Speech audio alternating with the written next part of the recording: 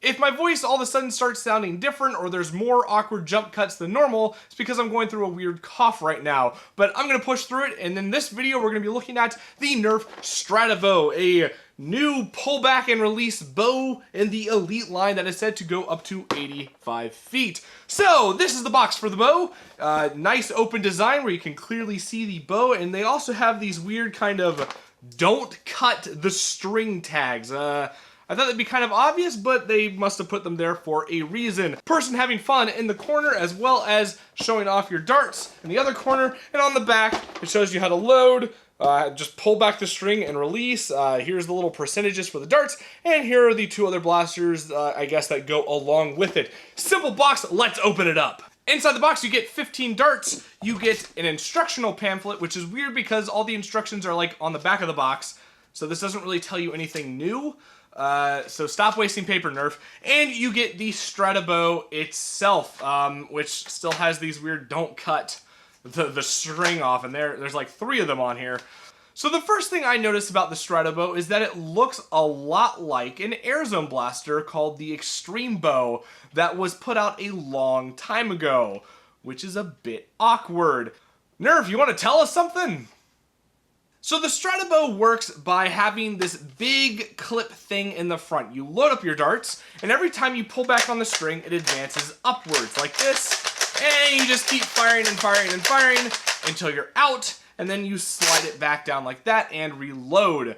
On the back here, we have this little rubbery grip that you hold onto, and as you pull back, it will kind of start going upwards, which pulls on the string, which pulls on the piston and the spring, which when you release, fires off your dart. Pretty simple thing to use. Because I'm right-handed, I would be holding this in my left hand, and I can already tell you that this thing is super duper comfortable to hold. The grip is rather big. As you can see, my fingers don't wrap around it all the way, and even though my index finger does bump up against this part right here, it is a very comfortable grip. It's big, it's beefy, and it feels very secure in my hand.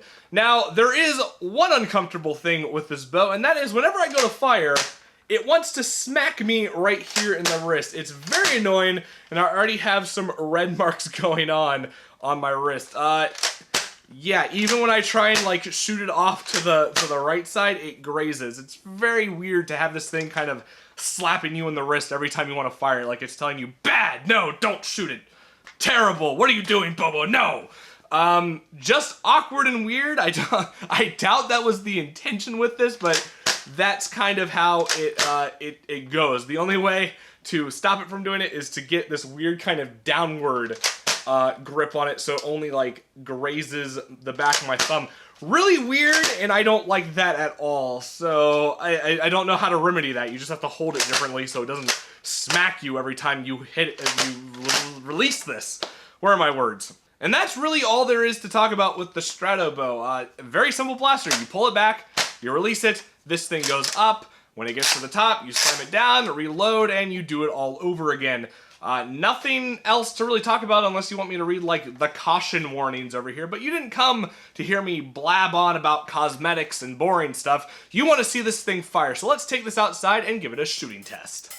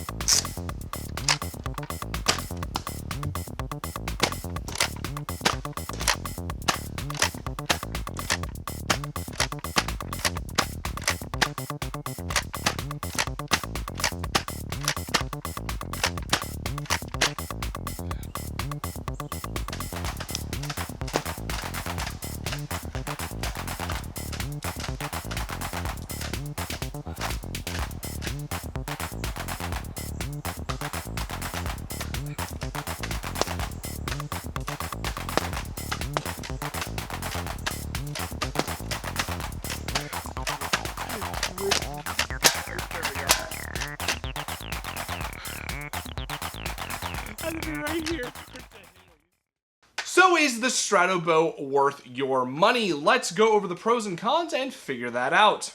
Starting with the cons, the first one that I noticed was obviously this thing whacking your wrist. It will get really annoying and quite painful after a while of shooting this, but that might just be because I have bigger hands and wrists than the target market for this, so people with smaller hands may not have that problem, but if you have bigger hands, bigger arms, you will definitely run into it unless you change your hand position. So that's con number one. The second con comes in the form of loading, and this is kind of a two-parter, but when I was loading the darts, I noticed that you had to push these down quite a bit in order for them to get all the way seated, and in doing so, you might wriggle the tip of your dart around a bit, which can lead to premature squishing and bending, which will wear out your darts. Is that Nerf's way of making you buy more ammo? Conspiracy! This happened a lot with the new darts that came with the Stratobow, as the new foam is thicker, so it takes a bit more force to put them into the barrel, and the tips were more prone to bending with that thicker foam, so you might wear down newer darts faster with the Stratobow. Also regarding the reloading process, because there are 15 barrels and no magazines, nothing like that, it does take quite a while to reload. But on the flip side of that, since you can load on the fly, if you're, say, in the middle of shooting this entire clip out, you can just push this down, reload the top ones, and you're good to go. So there's, a good and bad to that. Now on to the goods about this blaster. The first being, it is very comfortable. The grip is nice and big, so it fits my hands very well. Smaller hands may have a bit more uncomfortableness with it, but it has a very, very nice grip, and even shooting it is comfortable outside of the thing whacking your wrist, as you get this nice, bendy, flexible rubber part to put your fingers on. So firing this a lot of times is a pleasurable experience because nothing's really gouging into you other than this thing whacking up against your wrist. So comfortable blaster overall. The performance of this blaster is another great thing about it. The darts don't really shoot out of it, they more float through the air, but that gives the darts quite a bit of accuracy since they aren't pushing the threshold of what sets the darts off into a curve, which really surprised me when I first started shooting this. So while the darts don't go fast, they do get on target and they do have a nice straight kind of line to where you're aiming, which goes into the kind of second part of that is it can be accurate. It does take some practice. You don't really have a way of aiming other than keeping both eyes open and having like the ghost image of this in frame.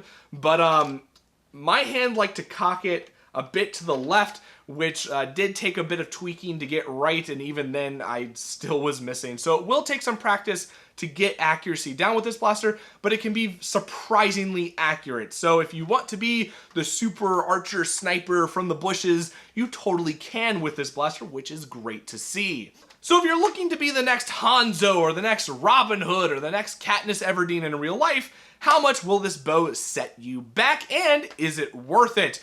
Now, I didn't get this personally. Nerfomania found it at Walmart, and I had to pay him $30 for it. So $30 for this blaster puts me in this weird kind of I don't know zone, because $30 is what I would expect Nerf to price this at. Now, the fun factor for this is very high. It's a nice little bow. It has some good accuracy, even though it takes some practice to get everything down, but it is accurate, and it is fun to try and shoot it off as fast as possible, like Legolas or something like that.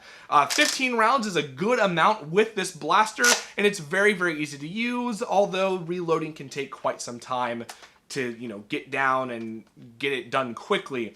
So I'm in the zone of, it is a bit overpriced for me, but the fun factor with it kind of makes up for it. So I don't really know which way I should go with this, so I'm on the fence, and I really don't like being on the fence with, is it good, is it bad, should you get it? But it really comes down to what you think about it, because I like the blaster, but I wouldn't want to pay $30 for it again, So what I'm going to do is I'm going to leave the is it worth it up to you, the viewer. In the comments section, let me know if you think this blaster is worth the $30 or if it's not worth the $30, and tell me why. Overall, I had a lot of fun shooting this thing during the little shooting demo section of the video, more so than I usually do with review blasters, but I just can't make up my mind about the price and all that junk. So there you have it. That is my look at the Nerf Stratobow. I'll have links in the description to where you can get it or where you can get it when things come up. You know the drill by now. So hope you enjoyed the video and say it with me. Have a great day wherever you are.